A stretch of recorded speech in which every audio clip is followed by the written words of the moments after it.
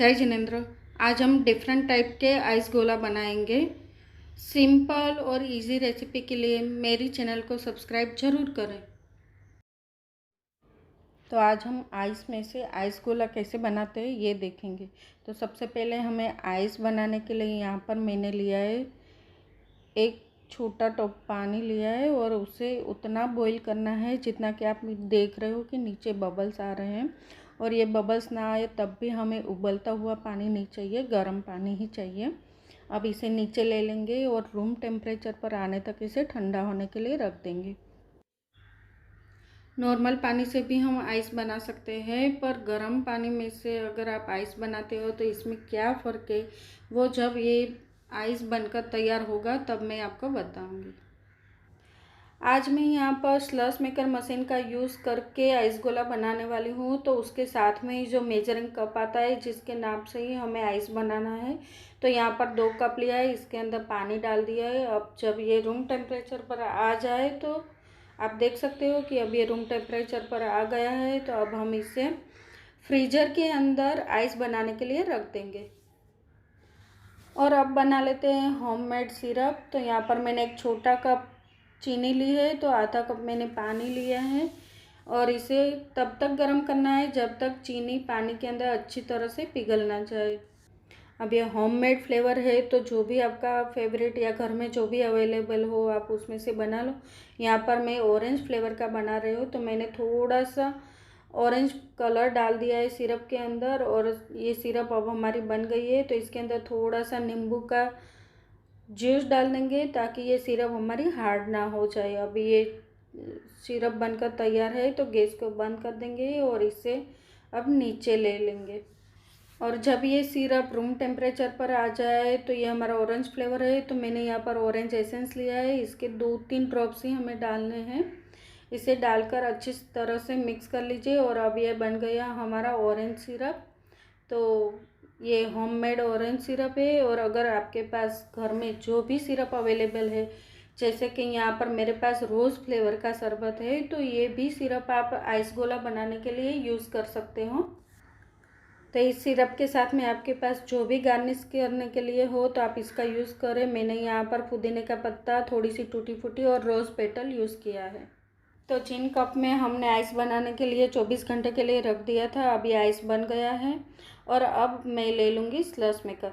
जिसे भी लगता है कि स्लश मेकर एकदम से यूज़लेस है, वो अच्छी तरह से यूज़ नहीं होता है, वो एक बात ज़रूर जान ले कि ये जब भी आप यूज़ करें बीच वाला पार्ट इसमें से निकाल दें, ताकि ये बहुत ही आसानी से आइस को क्रश कर सकें।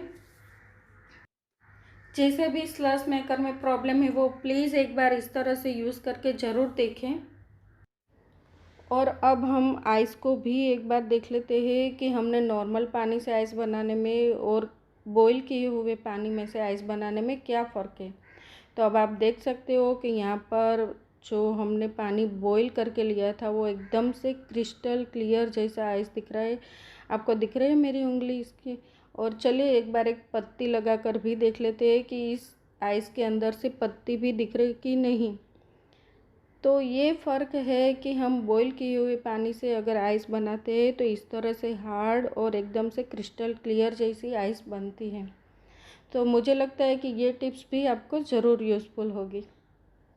तो चलिए अब इसी आइस में से हम आइस को क्रश करके देखते हैं। तो यहाँ पर मैंने बीच वाला पार्ट निकाल दिया है, तो आप देख सकते हो कि बहुत इजीली इसका ढक्कन भी बंद हो जाएगा। ये ढक्कन यहाँ पर बहुत इजीली बंद हो गया है। तो अब हम आइस को भी क्रश करके देख लेते हैं और आप देख सकते हो कि बीच वाला पार्ट निकाल लिया है, तो आइस कितना इजीली क्रश हो रहा है। अगर आपके पास स्लश मेकर्स है और आप यूज़ नहीं करते हो तो प्लीज़ एक बार इस तरह से यूज़ करके देखिए। मुझे लगता है कि ये आपके लिए भी बहुत ही आसान रहेगा आइस को क्रश करना। तो अभी इतना अच्छी तरह से आइस हमारा क्रश हो गया है, तो इसमें से हम पहले तो आइस का पॉप्सिकल बनाएंगे। और इसके साथ में जो इस तरह से स्टिक आते हैं उसको अंदर रख कर इस तरह से अच्छी तरह से प्रेस करके इसका पॉप्सिकल बना लें। आप अपनी पसंद का कोई भी शेप दे सकते हो। और जब तक हम दूसरा आइस का पॉप्सिकल बनाए तब तक पहले वाले को फ्रीज़र के अंदर रख दें ताकि वो पिघल ना जाए। और इसके अंदर जो लास्ट में जो बच जाता है और क्रश नहीं होता है उसको हम सर्विंग के लिए यूज़ करेंगे। और दूसरा भी यहाँ पर मैंने डाल दिया है। अब स्लश मेकर में एक और भी प्रॉब्लम आती है कि हम जब भी आइस को क्रश करते हैं तो इस तरह से अब देखेंगे कि चलाते समय ये आगे नहीं जाता है, ये रुक जाता है। तो इसे एक बार फिर से वापस ले लें और फिर से आप चलाएं तो ये बहुत इजीली क्रश हो जाएगा।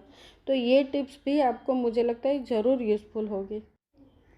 जब भी चलाते समय अगर ये रुक जाता है तो उसे एक बार ज़रूर पीछे कर लीजिए और फिर आप चलाएंगे तो ये बहुत इजीली आइस क्रश हो जाएगा।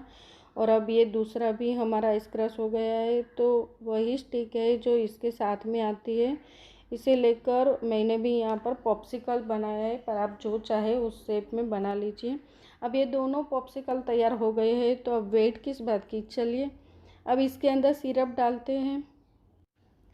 अब ये होममेड सिरप है जो किस तरह से बनाते हैं, और एक हमारा रेडीमेड है जो अगर आपके पास जो भी अवेलेबल है आप उसका यूज़ कीजिए। यहाँ पर ऑरेंज फ्लेवर मेरा फेवरेट है तो यहाँ पर मैंने ऑरेंज लिया है और इसमें थोड़ा सा पुदीना मैंने लगा दिया है। और पुदीना की पत्ती लगाने के बाद भी आप थोड़ा सा सिरप डाल दीजिए ताकि पुदीने की पत्ती इसके ऊपर अच्छी तरह से चिपक कर रहे।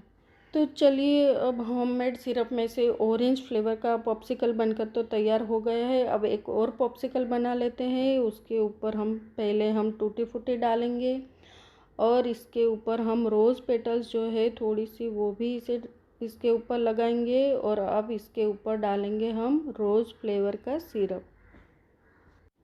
तो मैं आशा करती हूँ कि आपको स्लश मेकर चलाते टाइम कोई प्रॉब्लम नहीं आएगी और आप भी इसी तरह से अपने मनपसंद फ्लेवर के पॉप्सिकल बनाकर आप इस गर्मी की सीज़न में हीट को बीट कर सकते हो।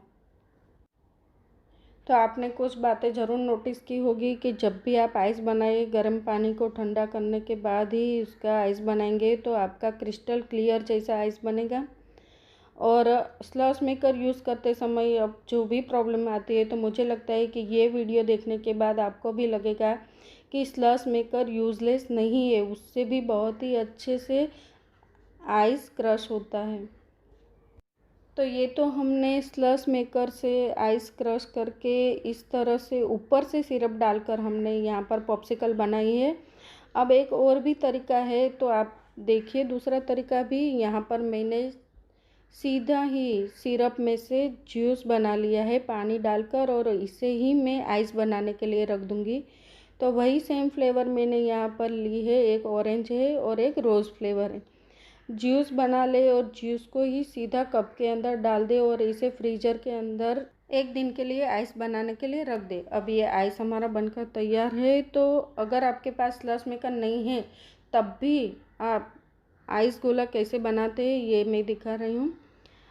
जूस में से ही जिस तरह से हमने आइस बना लिया है तो ये थोड़ा सा सॉफ्ट रहता है, इतना हार्ड नहीं होता है सिरप की वजह से। तो आप देख सकते हो कि इसे मैंने यहाँ पर एक बाउल में ले लिया है और इसे फोक की मदद से इस तरह से आप करोगे तो ये आइस गोला बहुत इजीली और बहुत ही आसानी से जूस में से बनाए हुए आइस में से आइस गोला बहुत जल्दी से इजीली और बिना स्लश मेकर के भी आइस गोला बन सकता है। तो आपने ये देखा, पहले हमने स्लश मेकर में से आइस गोला बनाया था और अब ये फोक की मदद से हमने आइस गोला बनाया।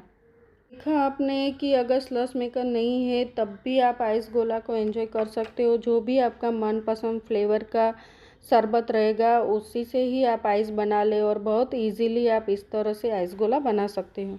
और अब हम बनाएंगे डिश गोला। तो अब हम बनाएंगे गुजरात का फेमस डिश गोला। तो डिश गोला भी बनाना बहुत ही इजी है। अब हम इसे घर पर भी बना सकते हैं। तो यहाँ पर मैंने रोज़ फ्लेवर का शरबत में से जो आइस बनाया है उसे अब हम निकाल लेंगे और इसे स्लश मेकर के अंदर डालेंगे। तो यहाँ पर मैंने बीच वाला पार्ट निकाल दिया है ताकि इजीली मेरा स्लश मेकर चले। और इसके नीचे आप वही डिश रखें जिसके अंदर आप सर्व करने वाले हो। तो यहाँ पर मैंने डिश गोला के लिए डिश रख दी है और अब इसे हम क्रश कर लेते हैं। तो आप देख सकते हो कि कितना इजीली और आराम से ये क्रश हो रहा है। तो चलिए अब डिश गोले को हम उसी तरह से गार्निश करेंगे जैसे गुजरात में करते हैं। यहाँ पर मैंने थोड़ा सा डेसिकेटेड कोकोनट स्प्रिंकल किया है और थोड़ी सी यहाँ पर मैंने टूटी फूटी इस तरह से डाल दीजिए आप, और थोड़ा सा रोज़ सिरप ऊपर से डाल दीजिए। आपके पास जो भी अवेलेबल है और आप जिससे भी गार्निश करना चाहते हो आप उसका यूज़ कर सकते हो। रोज़ सिरप के बाद यहाँ पर मैंने थोड़ा सा मिल्क मेड यूज़ किया है। अगर आपके पास मिल्क मेड नहीं है तो आपका होममेड जो भी घर का मलाई है उसके अंदर थोड़ी सी शुगर डालकर अच्छी तरह से मिक्स करके फिर इससे आप गार्निश कर सकते हो, या फिर अगर रबड़ी है आपके पास तो आप रबड़ी भी यूज़ कर सकते हो।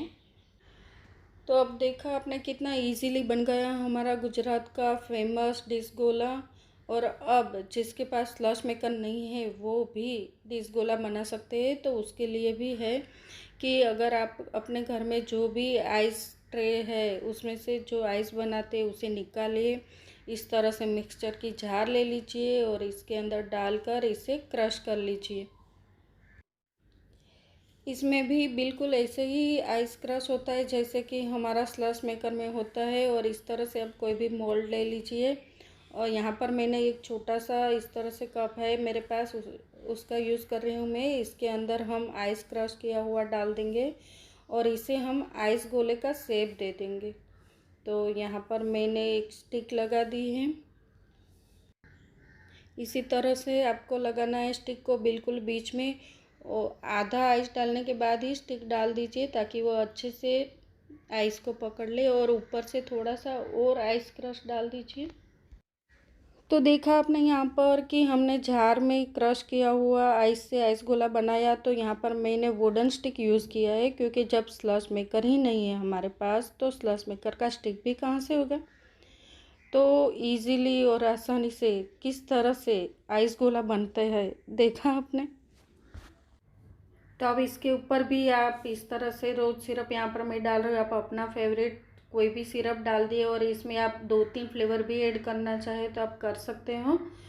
और अगर आप इसके ऊपर चॉकलेट फ्लेवर अगर ट्राई करना चाहते हो पर घर में चॉकलेट सिरप नहीं है तो कोई बात नहीं, अगर आपके पास हर्सले का चॉकलेट सिरप है तो आप उसे यूज़ कर लीजिए और चॉकलेट टेस्ट का भी मज़ा लीजिए। पहली बार ऐसा हुआ है कि लॉकडाउन के चलते हमें पूरी फैमिली के साथ हर दिन इतना अच्छे से एंजॉय करने का मौका मिला है। तो इसे भरपूर एंजॉय कीजिए, आप फैमिली के साथ ही रहे, घर में रहे, स्वस्थ रहे।